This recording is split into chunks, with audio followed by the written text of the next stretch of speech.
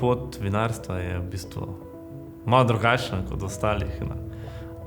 Ni bila čisto položena v zibelko. Sam sem zaključil šolo iz gostinstva, potem faks gostinstva. Šele zatem sem se nekako odločil, da ostanem doma, da nekako prevzamem vinarstvo in v bistvu v letu 2007 sem nastal v Lovnem znamku Frischer. In od takrat dalje vsako leto investiram, vlagam vedno več upanja, energije v sam ta vinski biznis. Vsaka taka zgodba z Jurijem mi v bistvu zelo spomeni. Ena stvar je to, da se v Sloveniji prebija mlada generacija naprej, da so mladi prevzeli gostinstvo, podobno pri vinarju, da se generacije menjujejo.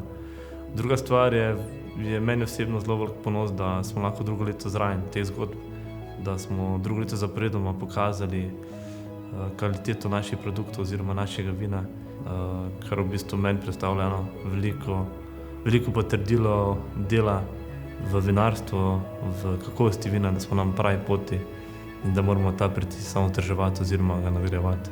V bistvu je za nas nadstandard ta Riesling, eden boljših v zadnjih 10 letih, zaradi tega, ker se je poklopil letnik, vreme in seveda naše znanje.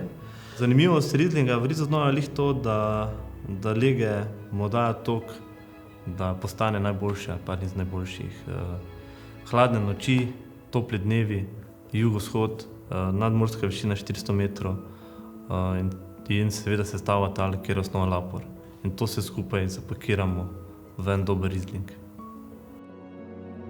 Renjski Riesling, Markus, letnik 2020, Frischer.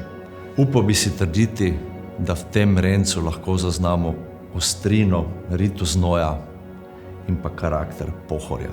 Čvrst, renjski, možat, ampak nežen. Renjski Riesling z velikim R.